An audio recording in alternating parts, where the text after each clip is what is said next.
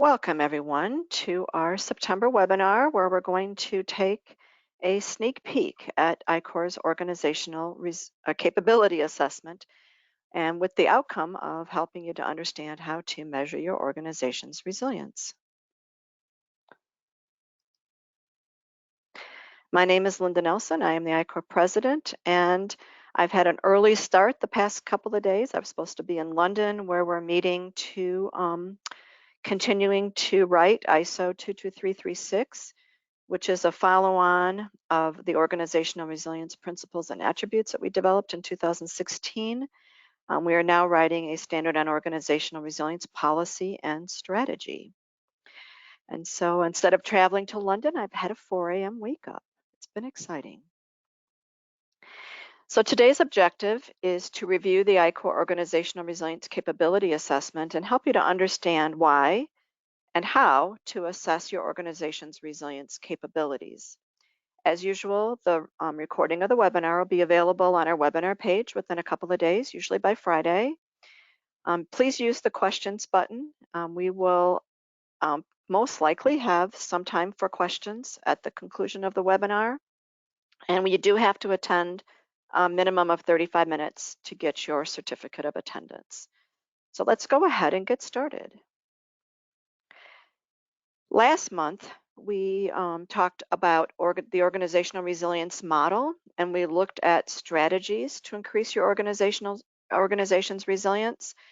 And from January through July, we used the behaviors identified in the center of that model, the adaptive and flexible, resourceful, creative, and innovative. It's a little tiny to see on the screen, but we use those behaviors as the focus of our webinars, and I'm going to talk a little bit about that later. Today, we're going to talk about the capability assessment, which is tied directly to the organizational resilience model. So when you look at things like a shared vision, that you understand your context, having effective leaders, those become the strategies under leadership and strategy in the capability assessment. So there's very nice alignment between these two models, with the resilience model focusing on the strategy and the capability assessment focusing on measuring those capabilities and how you might deliver those strategies. And then finally, our competency model is really for the individual, where the capability assessment, you're measuring your organization. In the competency model, this is about you, and it's about helping our leaders to understand all the different facets and parts of organizational resilience. And it is a really good thing to take if you want to actually conduct the assessment. It gives you the background and knowledge to do so. So the big question on the table, there's really two questions on the table. The first one is, why measure resilience? And the second one is, how do we do it? And that's those are really two big questions. So let's take a look first at why do we measure resilience? Well, it enables top management to understand the organization's strengths and weaknesses against those defined organizational resilience capabilities. And really defining those capabilities is the important part of that work, because if you haven't defined those, then what are you going to be measuring? And so getting global agreement on what those capabilities are is really, really important. So ICOR has led this effort, and that work on the strategies and policy document that I just mentioned, the work that we've been doing on the capability assessment has been very informative for that standard. So once that standard is published in 2023 or early 2024, you should see very nice alignment between the two. Also, to measure, you want to measure resilience because it empowers leadership to make resilience a strategic initiative. It is not a project. It does not have a beginning and an end. It might have a beginning, but it certainly is something that once you start, it's supposed to be a strategic initiative. And sometimes I get frustrated when I'm asked to speak about how to write your organizational resilience plan. It's really a strategy, and it's full of many, many projects and plans as part of that. And so understanding what that is helps really to empower leadership to begin that initiative and to continue it. It also engages leadership because, like I just mentioned, you want to have a sustained focus. It's not a project. It doesn't have a beginning and an end. And therefore, if you're not measuring and not providing data and feedback, it can get lost in everything else that leadership is doing. It also establishes those strategic objectives to close your capability gaps. It's pretty hard to put together a strategic initiative where you're building your strategic objectives and how you're going to accomplish that if you haven't measured it to understand, where are we strong and where are our gaps or our weaknesses.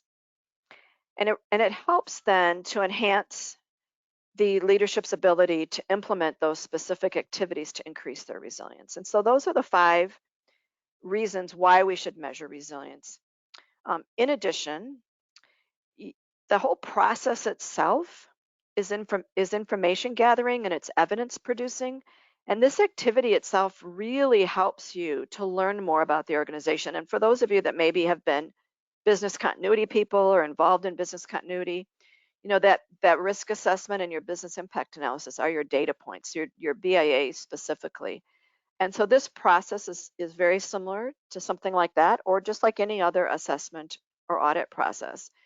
But you need to provide, you need to gather data and produce evidence to give that data so that your organization can see, and the leadership of your organization can see what strategies and capabilities you have in place. And so the tool itself provides you with the outcome statements that demonstrate and really dictate what those capabilities look like. And I think that will be very informative to you. And so within this context, the evidence that you've produced can be used by leadership to identify, again, capabilities potentially lacking in your organization strategy, to identify behaviors that can be leveraged to improve how the organization operates and makes its decisions, helps you to prioritize those decisions. You can't do everything. So which ones do we want to do first to increase the organization's agility and adaptive capacity? Again, confirm those strengths that the organization has, and then you can leverage those strengths to help strengthen your weaknesses and make sure that you're then doing a continuous monitoring of those activities and providing awareness of the importance of resilience for your organization. So the Organizational Resilience Capability Assessment, or the SAD acronym of ORCA, so I hate saying that, so I'm just going to call it the ORCA. It's an interactive tool, and it's meant to be used by organizations to measure to what extent they demonstrate the capabilities and behaviors that have been identified as present in more resilient organizations. So what are they doing, and how are they doing it becomes the measure that we're looking at. And so as the outcome of the assessment is to measure your strengths and weaknesses, and then you need to then look and see, okay, how can we increase the resilience of our organization? And what specific strategies, capabilities, and behaviors do we need to look at for improvement? And those are some of the outcomes of doing the assessment. And so each of the strategies that we're going to talk about and the corresponding capabilities is then documented as an outcome statement. And you can use these outcome statements as a reference against how to score your alignment. And so those outcome statements can be used for report writing, they can be used for objective writing.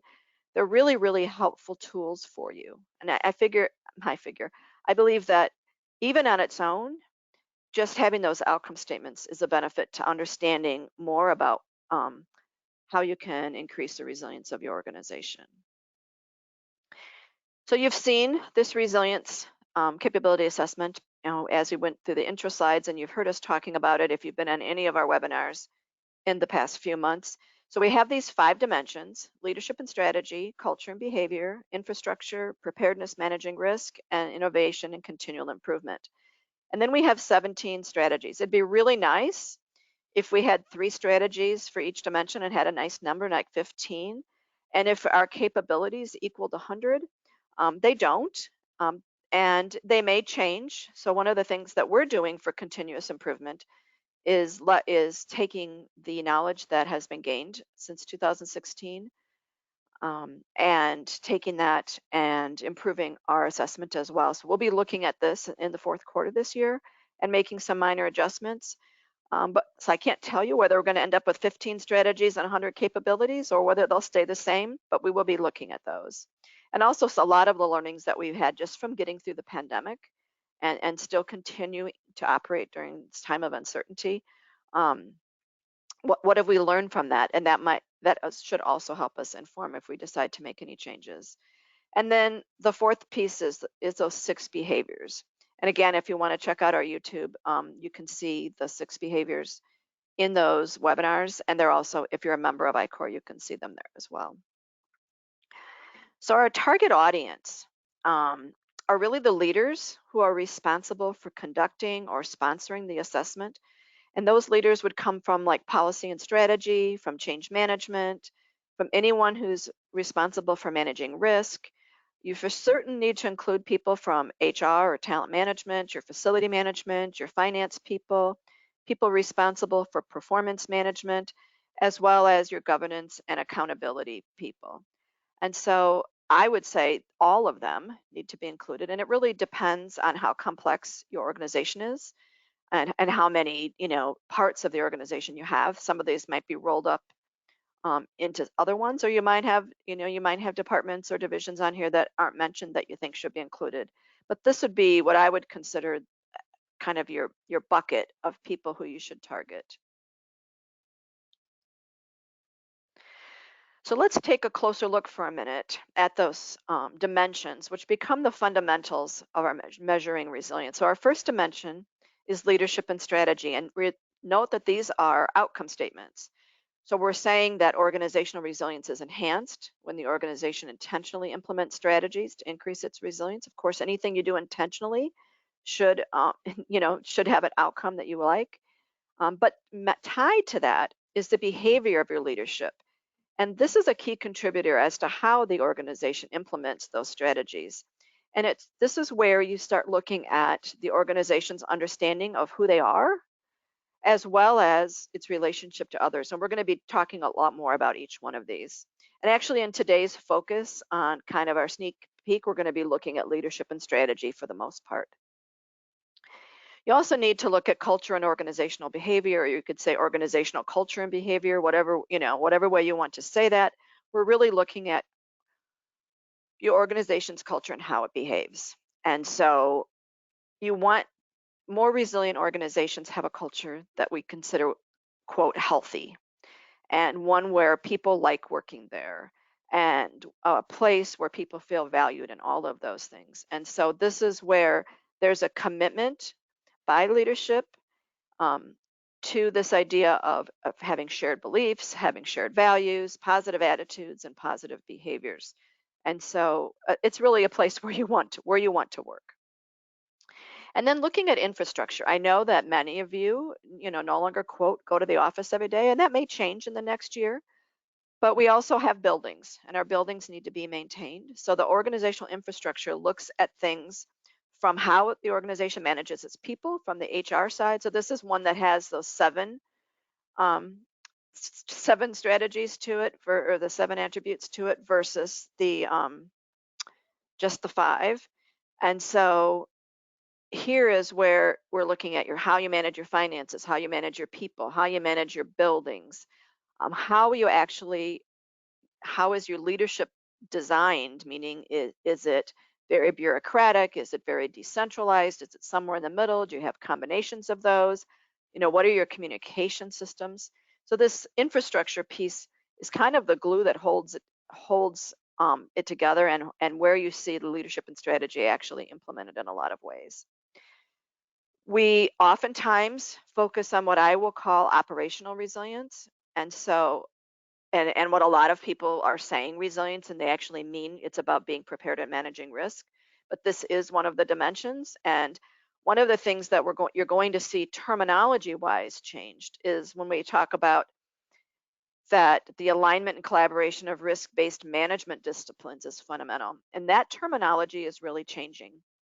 And so you're going to see us using more language like having a systems approach, and that the way you manage risk is part of one system, and that your other systems and they collaborate into one group. And I think if you saw our webinar last month, we really talked about that systems approach a lot. So as we look to what's changing in the world and how the language that we're using is changing, this is very much the case, and how we're looking at that. And by the way, defining what a risk-based management discipline is sort of ridiculous and it creates a lot of arguments. So really just looking at how do you manage risk, and as part of how you manage risk, how do you manage change, which change we've mentioned before, that risk is sometimes um, a change is actually part of your, if you don't manage change, you're introducing a risk or a threat to your organization. And then finally looking at, how can we continually improve and how can we continue to innovate? And so having that mandate to do that. So those are our 5 dimensions. And those are then tied to our behaviors. And these should look familiar to you if you've attended any of our webinars this year. So you need to be adaptive and flexible, and maybe use the word agile in here. And so this is where we just think about, instead of fighting change, you're actually embracing change and you're trying to leverage that change to grow in a positive manner. And looking at, okay, the word pivot was often used during the pandemic and still continues to be used, but how can we take our existing resources and use them in a new way based on the changes that we're seeing? And this is where it's not just the behavior of your organization, but the behavior of your people, because obviously organizations are made up of people. And we need to make sure that we're hiring. This is why HR and talent management becomes really important, that we're hiring the people who are more agile and adaptive, that are resourceful, creative, and innovative, and making sure that you're providing professional development for people to grow in this way as well. So we need people to be resourceful, creative, and innovative so they can find different ways to achieve their goals or meet their needs when there's times of change. So you're going to see a lot of what we're talking about is about managing change, which is a key phrase with anything about resilience, and really trying to not just do things the way we've always done them, but to create something new. And so to do that, the organization needs to intentionally foster creativity, innovation, and sometimes that's painful.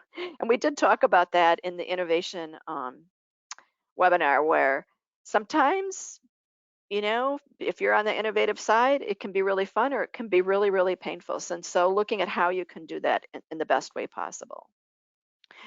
We also need to be inclusive and collaborative, and we're not using the traditional diversity, equity, and inclusion phrases that I'm sure all of you are aware of in the workplace, but we're including those, but we're separating them out.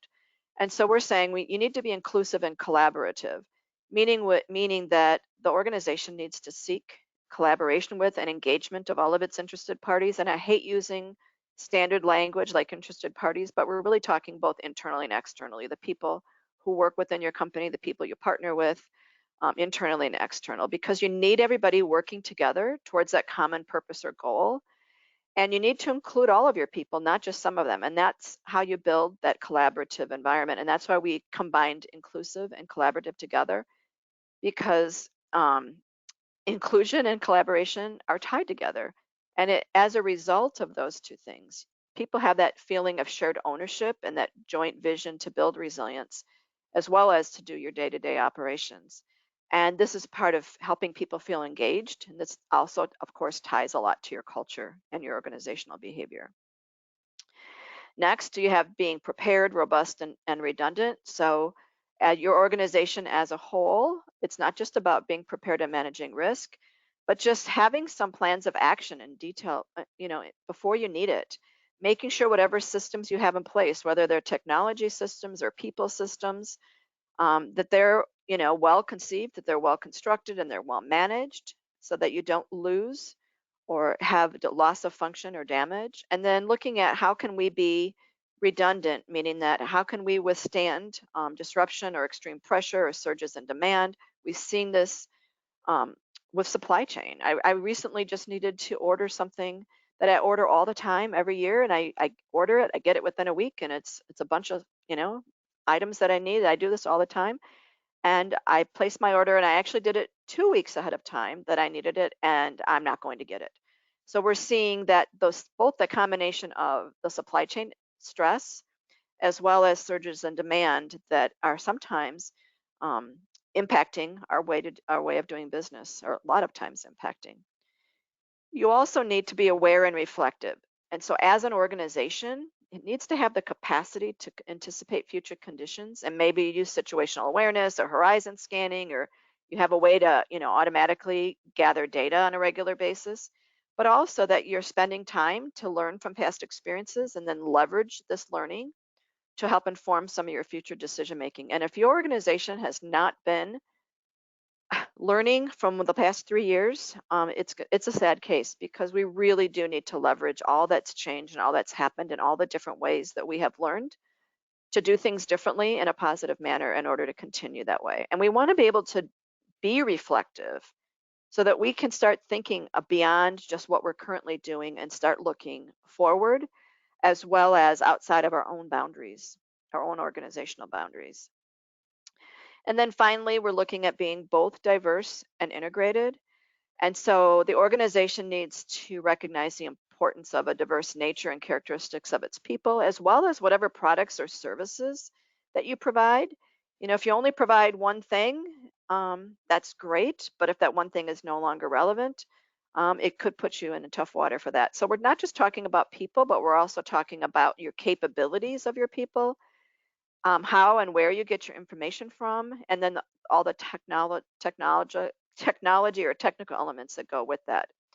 And so to do that, you really need to have a way to bring together different people with different thoughts and different ideas and even different parts of your company to look at things from the different viewpoints. And sometimes those people closest to the activity can give you information that those in middle or top, farther away you get from the activity don't have. And this is where we talk about kind of that intentional horizontal and vertical integration of your working environment. So this is oftentimes seen in where you have cross-functional teams or where you might work in a matrix environment, something like that, where you're really looking at getting a diversity of thought from throughout your company and making sure that you're hearing um, from all parts of your organization when you make these decisions. So the capability assessment comes with a really great toolkit. The first thing that you get are the directions. So you get this, what we call the guidelines for uses, which is essentially includes everything that you need and tells you how to use it. So it talks about the different assessment methods. It gives you all of those outcome statements. It gives you a suggested document review list by strategy, and also gives you your survey questions by strategy. So our survey right now is, and I'll talk about the survey more in a minute, but it is translated currently into Arabic and Turkish, and it's being worked on for Spanish as well. And so this becomes helpful. So for example, the Arabic, we're going in a different order with the language, with the actual writing and things, so it looks a little bit different than the others, but we now have those available to you to use. You also get a recorded tutorial that's similar to what you're hearing today, a little bit shorter, that you can use not just for yourself, but maybe as an awareness piece for your leadership or for the people that are going to be participating in the assessment itself. Of course, you get access to the online assessment tool that we'll take a look at. We created the survey that you would give out to people using SurveyMonkey. And so essentially how that works is we give you a link for your company and you share that link with everybody who you want to complete the survey. You tell us when to close the survey, and then we provide you the results both in Excel files, in PDFs, and they also come, SurveyMonkey gives you charts and graphs as well for that. But we give you those same questions in the guidelines for usage in case your company has its own survey tool they want to use, or they don't let you use SurveyMonkey or whatever it is. You still have those questions. You just have to create the survey using your own tool. And then we also provide you with a template to write your report, and it's pre-filled with a lot of the information that you should include, and we'll take a closer look at that as well. So when you're doing an assessment, you need to have an assessment procedure. And so we're looking at those objectives and then a set of potential methods and proofs that you can use to conduct the assessment. Each assessment objective has a score. So we're going to be talking to you about how to do the scoring. And then it's got a determination statement, those outcome statements that help you to then measure to what extent that you meet those. And then we also have a place where you can make comments for each of those areas as well. Those proofs that you have, identify those specific items being assessed, and then you need to provide evidence as to extent to which they meet that capability And so you can use document-based artifacts like policies, plans, procedures that are associated with each strategy and capability. And we give you examples of what kinds of things you might want to look at. So we have kind of three methods, just like you would use for any other audit or an assessment, where you'd have a document review. You would do provide the results of your survey, and then you would also do some interviews. And so you can choose whether to do interviews with individuals, or maybe you want to do them with groups and workshops. But again, those questions are included, and the questions are very similar to some of the survey questions, so that you get a standardized response from all of your people that's not necessarily impacted by the method that you use to collect the information. So just as a reminder, we give you a listing of suggested documents to review, and we also provide to you, if you want to use it, that survey to gather some of that information. And when you purchase the assessment tool, you get a link to the survey, and we ask you what you want to name it and all of those things. So how do you score? So we're going to be looking at attributes of both depth and the extent to which they meet. And so ranging from 1 to 5 for capabilities and 1 to 3 for behaviors. So essentially what you're looking at is defining that current state. Where are we right now? And then as a result of those scores, looking at how can we implement improvement activities. And what we really encourage you to do is to do this on a regular basis. And it really is dependent on how you want to do it. Of course, annually would be nice. Maybe you want to do it more often than annually, though. It depends on how much change you have in your organization and really what your resilience strategy is. But it's hard to measure growth and change if you only do one assessment. And so having the ability to do that. And what we saw with some companies, what they're doing is actually conducting one assessment, but asking each question in two ways. So they're saying, what did we look like in 2020, January of 2020, and what do we look like now? So they're actually conducting a single assessment and getting two measures so they can see how they've grown and or changed well, really since the pandemic in January 2020, or earlier if you're in China or one of the other countries where things started a little bit earlier. But the fact is that you can kind of get a twofer out of this without changing any cost to you, just by how you might phrase those questions. And so those capability levels are really going to apply to your organization's performance and your process improvement achievements that help you really on that path to performance improvement. And each level is going to build on each other. So let's take a look at the different levels. We decided on kind of a scale of 1 to 5. Some people, when they're using like maturity model assessments, they want to have 7. We just felt 5 was enough, and it was enough of a differentiator so that people were actually choosing those scores, and to have more didn't seem like it had value. And so for the capabilities, we use a 1 to 5. And the first level is kind of you're at the initial ad hoc stage, that what you're doing is unpredictable and it's very reactive, and you're maybe just addressing performance issues.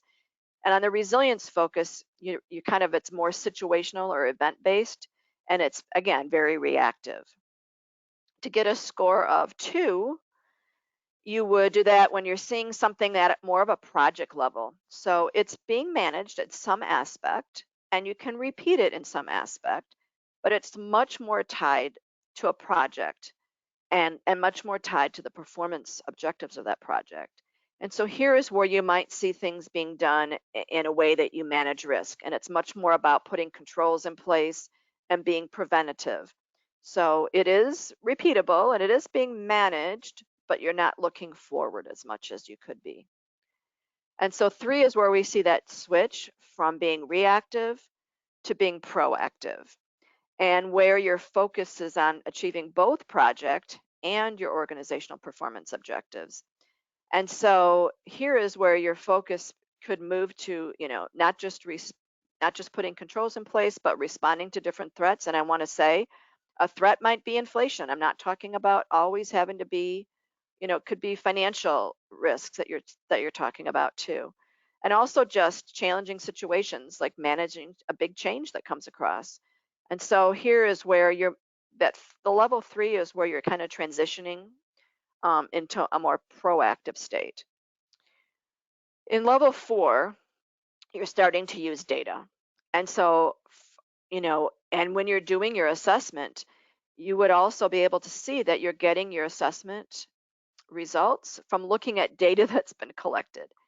And so, being as quantitative as you can, and you're trying to see that you're seeing that things are being measured, that they're being controlled. And so now you're looking at really being more capable. And so here your resilience focus is more, how do we improve? We've got the others in place. Now, how do we improve? And then the final one, level 5, would be optimized, where you're operating in a very stable but flexible and efficient environment, which is kind of interesting because sometimes those three are, counterindicative to each other. But what you're trying to do is balance consistency and flexibility to help you drive that innovation. And here your resilience focus is not just on improving performance, but also how can we be more agile and adaptive and flexible and innovative in everything that we do. So those are the 5 levels for those 95 capabilities. And then for our behaviors, here we're looking at scores from 1 to 3. And what we do is where you're getting a score for each of the 95 capabilities, for the behaviors, we're only scoring by each of the strategies. And so you'll have one set of behavior scores for each strategy. Sorry, I'm going backwards. So here you're, a score of 1 would be, we really don't behave like that. That's kind of non-existent. And when you can score something somewhere between, you can, on the actual tool, you can score it as a 1 or a 2, but when you're gathering all of the data from all the different people that scores, you might end up with a score somewhere in between that. But a 2 is when you see behavior sometimes evident, and 3 is where this is just how we always operate. It's embedded into who we are and what we do. So in your guide, what we have done is combine your assessment methods and your proofs all together. And so here is an example under Dimension 1, Leadership and Strategy, where your assessment objective is to determine to what extent the organization demonstrates a shared vision and clarity of purpose. And so this is really what we're calling Strategy 1.1. And so the outcome statement is that there's a clearly articulated and understood purpose, vision, and values that provide clarity to decision making at all levels of the organization. And there's 5 capabilities related to that. Number 1 is your organization's behavior is aligned with the shared vision and purpose. Your capability 2 states that the personnel of the organization clearly understand its vision, purpose, core values, and their contribution to that. Capability 3 says that your vision, purpose, and core values provide strategic direction, coherence, and clarity in all of your decision making. Number 4 says that your strategic and operational goals and objectives are supported by individual goals and objectives that are aligned to the organization's purpose, vision, and values. That means that in your performance evaluation and the job that you're doing, you can see that direct alignment between what you do and what the organization is doing. And then finally, back to that reflection piece, that the organization recognizes the need to reflect on and, if necessary, revise the organization's purpose, vision, and core values in response to external and internal changes. And my favorite example of this as to really a mistake that was made by Kodak. And if you've heard me before, you've heard me mention that, Kodak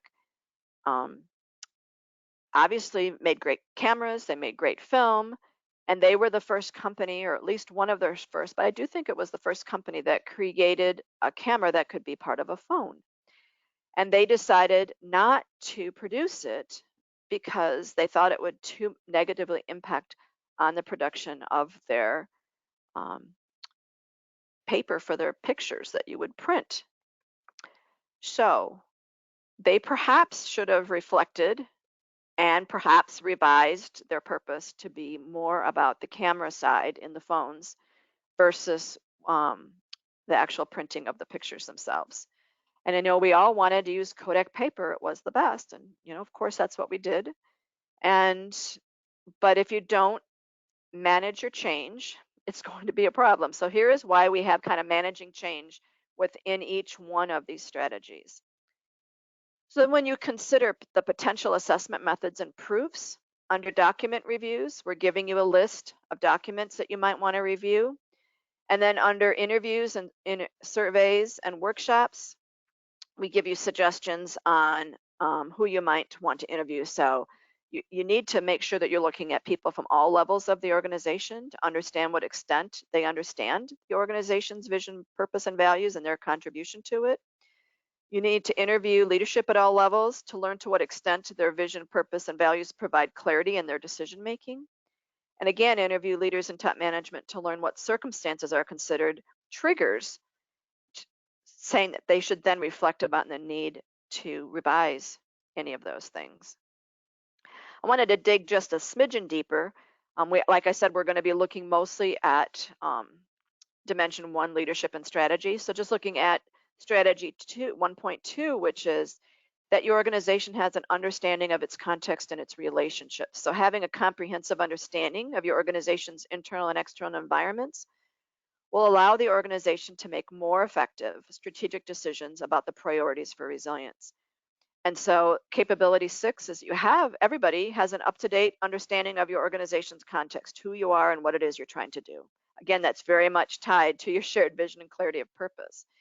And that because you have that understanding, it allows for the ability to think beyond your current activities, your current strategy, and your current organizational boundaries, which then ties to capability 8, that you have strong relationships both internally and externally, so your interested parties, and you work to foster cooperation and collaboration at all levels. So here's where you can start to see some of those that behavior language creeping into the capabilities. And so you should be able to start seeing how those behaviors really contribute to success with those capabilities. Capability 9, you're seeking partnerships when needed to develop and deliver its strategy and to support the achievements of your purpose and objectives. And then again, capability 10, you're monitoring and evaluating to see if what changes are happening in your interdependencies, in your political regulatory environment, and your competitor activities, all of that as you're managing change.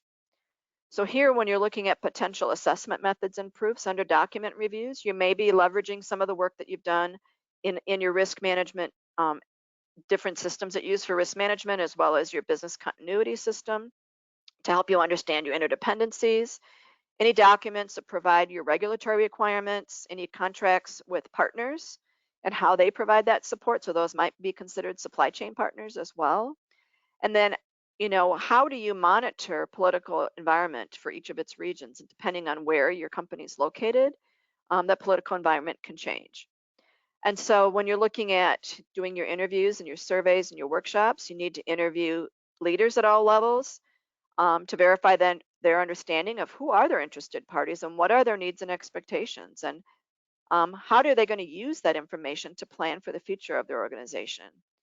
Talk to leaders at all levels about how they maintain relationships with their internal and external interested parties and how they cooperate and collaborate with them. Who's responsible for following competitor activities, and then help you understand how that data and information is sought, received, and how it's shared. And then survey employees to clarify their understanding of the relationship between the organization, its partners, their suppliers, their customers, and clients. And again, some of those employees might be the ones closest to some of those. So this is just kind of a snapshot as to what each of those strategies look like, tied to the dimensions, and what are those supporting capabilities, and how do you do that assessment. This is a partial list of some of the document reviews. You might, in addition to what we've talked about, you might want to look at job descriptions. You might want to look at hiring practices. What are your criteria other than competence that you hire for? We talked about regulatory and contractual requirements, um, employee surveys on culture, job satisfaction, engagement. Exit interviews might be really interesting to find out why people are leaving, and of course policies are always reviewed, but this is a partial list, just as, again, kind of a quick look at what it is you might be looking at. So when we look at survey questions, the survey questions are organized again by dimension, and there's some overlap between strategies. So when we had similar questions, we only put them in once. But we also wanted to have some baseline information. So, what's the person's name, their job title, their email, And then they need to give some kind of a general description of their roles and responsibilities, what it is that they do, who do they work for, that kind of thing. And then here is where we have those lists of questions in the actual survey. So under dimension 1, we ask them to choose but kind of a 1, 2, 3, 4, or 5, with 1 being strongly agree, and I actually might be backwards, 5 being strongly agree and 1 being strongly disagree. And we have these statements and they're asked to rank them. So first one would be, I clearly understand the organization's mission, vision, purpose, and core values. And that those inspire me to contribute my best work. And I believe in the approach taken by my leaders to reach the organization's mission, vision, purpose, and core values. And I see a clear tie between them and my individual job or role in the organization. That's sometimes where things start to break down. And when they say, I feel personally aligned to those, and my values and the organization's values are similar. And here is where you kind of get to the meat and potatoes of this matter, whereas is this person just there to get the job done, or are they there because they're passionate about what the organization does? And that alignment between individual purpose and organizational purpose becomes really important. And then looking at, I think the organization has strong relationships with all of these groups, and that we work well, collaborating and cooperating, or we really don't. We only deal with them when they call us with a complaint. To what extent are they aware of how the organization monitors political and regulatory requirements as well as competitor activities? Do you feel like you trust and respect the leaders of your organization and believe they act with integrity? That's a big question. Does the organization seek leaders and employees with a diverse set of skills, leadership styles, knowledge, and experience? So here's where we're getting to some of those diversity questions. Is leadership distributed throughout the organization, or to what extent is it? Do you see leaders at all levels, or are leaders only at the top? And those leaders throughout the organization, are they empowered to make decisions to protect and enhance the resilience of the organization? And some of these leadership questions are really interesting when you compare what the leaders think is in place with the survey results, that are, of course, you're not sharing who said what, but you're sharing what the people who are being led actually think about that. So making sure that there's alignment between those, which could be, when you see a disconnect between those things, can be very informative as well. When I say entering data into the registration system, this is the online survey or the online tool that you'll put the information in. So we're trying to collect information both to just document what it is that you're doing the assessment on, but also helping so that in the future we can use this collected information for benchmarking. And so, we can benchmark by country, we can benchmark by industry or the number of employees or action, and then helping you to understand, are you doing your assessment by location, by business unit or division, or, how many employees are actually included in the scope of that? And so helping you to think about scope, because scope becomes a big issue. Are you going to do one big assessment with everybody, or are you going to do separate assessments? Maybe you have 5 divisions and you're going to do an assessment for each division and then have results separate from each of those and then combine them, which you can also do. You can do them by different locations, whatever you really want. And the other thing that we're trying to gather data on is, why are you doing this? So, really what purpose is it for your organization, and how are you going to use those results, which is going to help inform us down the road, and when we start writing some reports on this, so that we can share with the world, how organizations are scoring, obviously, and why they're doing it. So let's take a quick look into the online assessment tool itself. So you can see that I have I have 5 assessments that I've done as kind of a practice. So we have a place to put the name. This is ICOR test number 1, and the dimension will show up here with those outcome statements. This is strategy number 1, and again here we're looking at a shared vision. It should say clarity of purpose. That's one of our typos that we need to update. And then you take these statements that we shared earlier and you click on them, and that becomes your score. And what you'll want to do is is look at, if you're combining data from several different assessments, is pick the best one for that. And you go through, and those are the 5 capabilities. And then you do now your behaviors. Notice we're only giving 1 score per the strategy 1.1, the shared vision and unity of purpose. And so again, you can click on these. If you want to see what the definitions are for any of these, they pop up. You can there's a key here if you want to, do that. And then, so you go through and you have strategy number 2, you do the same thing. And this is where you then can get your finish and review your summary. It gives you some data to do. And we essentially are using kind of a heat map with the green, and green is good. Let me show what the key says. So we want to be the darkest green we can, and we want to avoid being yellow, with the white being average somewhere in the middle. And then we've given you the definitions between the 1 through 5 and the behavior scores here as well, just as a backup so you don't have to look. And it gives you what these scores will end up being in the end. And so your dimension scores, you can see that the strategies have all been rolled up and you're getting a score. So here, preparedness and managing risk is their highest score, and continual improvement and innovation is their lowest score. They don't actually have, in this test one, they actually don't have any yellow, so that's great. And then you have your behavior totals. So their strongest behavior is under leadership and strategy. And then the individual behaviors that go with leadership and strategy, they have that 2.67 is their high score for those. And under preparedness and managing risk, again, they have their top scores. And here it looks like being resourceful, creative, and innovative is their top score under behavior 2, which is interesting. I would have thought their top score would have been here, but anyways, it could be because I just randomly clicked and changed the scores. The other set of scores you can get are then by strategy. So here we've got by dimension, leadership and strategy, and now we've got the individual strategies underneath that dimension. So that 1.1, that shared vision, and 1.2, your context and relationship, and number 1.3, your effective leadership and management. And again, you've got the greens and the whites. And here, I think just for the purposes of this test, agile finance management was their weakest. And so you can see how that kind of jumps out there. But anything in the white is also an area for improvement. So what you're trying to do is to have scores in the green.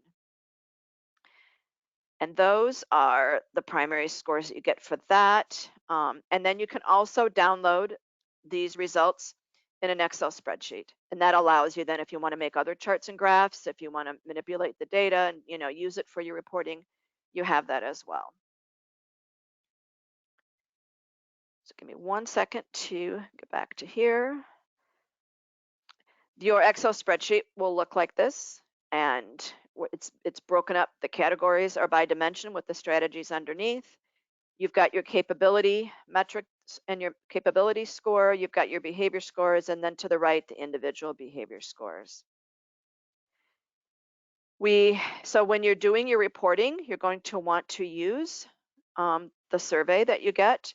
Once you close it, you want to use that information, and that helps you then to put those scores in here. And you'll also want to use the results of your interviews that you can also use on the spreadsheet. You can use that, excuse me, to help you do that as well.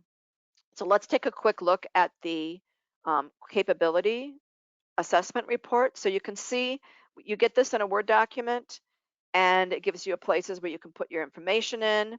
We give you a table of contents, which includes your executive summary, things that you might want to have in there, a summary of your findings, and this one we included all of the summary scores, and then pull out where are our strengths, where are our weaknesses, or things that we can improve. And here, for example, they used anything that scored lower than 3.0. They decided, 3.0 or lower they listed. And for the strengths, they listed anything as a 4.5 or higher. So you can decide what you want to do with that. That was just an example that we provided. Gives you why are we here? Who was on the assessment team? What was the scope and who participated? What kinds of summary criteria. So you would certainly want to reference the tool that you used to do that, when you started and ended, and any other scheduling information you might have. Share the data collection information, what kinds of documents you may have reviewed, understanding that a complete list is going to be included in your appendices that you interviewed, give an idea of who you interviewed and who provided the surveys here. You're probably not going to list individual people, but you could list the departments or job levels that you did. Here is where we have put in your assessment criteria and scoring for you, so you don't actually have to do that. And the next piece is really where you take the information that you've collected and you provide your findings. And so this is your roadmap. So here's, where you might want to present your findings by job category or by region. And that's where you can create those charts and graphs from the spreadsheet that you have to help illustrate some of your results. So depending on how you have collected that data and who you've included, it allows you to sort in different ways. I would also take your assessment scores and just put that Excel spreadsheet under a separate cover, and then make your conclusions, who gets the report, what's in your appendices, and information about the assessor themselves. And then what's also really nice is we have included in the appendices for you all the assessment criteria with detail. So here we've summarized it so you don't have to do that. You can take it out if you want, but it is here for you. Same thing, the criteria for how you measured the behaviors. And then we've also included all the survey questions. So here's another place in addition to in the guide where we have the survey questions. And you can see that we went through the Dimension 1 questions. We've got questions for Dimension 2, culture and behavior. We've got, and then we've tied that under culture, shared information and knowledge, and your agile project management. And then under Dimension 3, we've got the structure and design, the agile workplace, your facility management, the workforce itself. And we don't have any questions for the finance management because we believed that the finance department was your best resource to ask those questions. And then under managing risk, we've got, you have available resources, how do you manage change, how do you manage risk? And then we've allowed you to say which one of these ways of managing risk are you using. And notice we've included in here quality management and asset management, which aren't typically, quote, considered risk-based management systems, but we also provide an opportunity for you to add if you've got other systems in place that you're using or you call them a little bit different names. And we've asked you to measure this in two ways. One, your awareness of, do they exist? So you might be aware that you've got a crisis management team, but you don't know anything about it. And that's okay if you don't have a role in it. And so we ask you to measure, are you very aware of it, somewhat aware of it, or not aware of it? And then your level of involvement. Because the other thing we're trying to see is to what extent are people involved in managing risk in your organization. So that kind of goes to being very diverse and how they're moving from that, or is everything very siloed in how things are managed? And then finally, under continual improvement and innovation, at this time we don't have questions because most of those questions were included in the other areas, but this is an area that we are looking at adding potentially in the future. And then we've shared the behavior scores and the definitions for those, and that's pretty much the end of the report template. But it really gives you just about everything that you need to be able to plan your assessment, get people aware of what you're doing, conduct your assessment, and help you with how to write the report for that as well. These charts can be exported or you can copy and paste the images as well. That's one of the things we're trying to get improved is the export piece of this. And you can be recognized. So for most of the organizations that have been purchasing the tool, they have not chosen to be recognized, but we do have several that have. And this is a separate piece. And so you can be recognized for 1 star, 2 stars, or 3 stars. And it's awarded to organizations that complete the online assessment. In other words, put all your data in and then tell us that we can take a look at their assessment scores by submitting that report. And then we do that. And then we look at those reports and we conduct an assessment. And here is where we have, if you're recognized for merit, you're getting a capability score between 1 and 2.49 and a behavior score between 1 and 1.49. For 2 stars, you need to have a higher capability and behavior score, and for 3 stars, you need to have very nice looking capability and behavior scores. If you have a capability score of 4, but you have a behavior score of 2, you're going to be staying in this 2-star level if you want to be recognized by ICOR. We also will give you then a letter where we share that we are recognizing your assessment score and at what level, and you also get a certificate. This process is very similar to what you would see with the certification body or somebody else that would come in and do an audit or assessment of whatever system that you'd like. If you want someone from outside your organization to conduct this assessment, ICOR is a nonprofit and we do not provide consulting, but we can we can connect you with several people who would be willing to do that for you and would let you negotiate that on your own. We don't become involved in actually conducting the assessments themselves. There are a lot of different purchase options, from single use, where you do one assessment, you have access to the tool for 12 months and your price is less than $1,200, to all the way to the bottom where you can have unrestricted access for all time. Essentially, you're buying it and you want to use it and you have it. You can do more than 11 assessments for an unlimited period of time, and it's less than $4,500. So we have done our best to make this very easy for you to do and not be cost prohibitive. We also ask you to sign a license agreement, saying that you will not give this tool away to someone else, that they can recreate it. So please protect our intellectual property. And just to conclude, I was looking at the time, I wanted to make sure I could answer questions. We are moving on to October and looking at kind of the understanding the resilience of our community and why does that matter. That'll finish up our resilient subjects. Like I said, January through July, we talked about behaviors. In August, we talked about policy and strategies, and today we talked about assessment. So October will be about your community, and in December, we will be having some guest speakers that are going to be talking about your crisis management capability. Also, if you want to be certified as a leader in organizational resilience, we do have our education and certification program, and this will this will really provide you with what you need to know to do the assessment as well. And please contact us, stay in touch, follow us on our LinkedIn, take a look at our newsletter, and again, we have our YouTube channel has got some great resources for you. This is the one time I actually have a couple of minutes for questions. Are there any questions I can answer before we conclude for the day? If not, thank you very much, and please feel free to answer or ask any questions, and you can email us at education@theicor.org. And I did see one question come up. It was just a thank you. So thank you again, and everybody have a great day.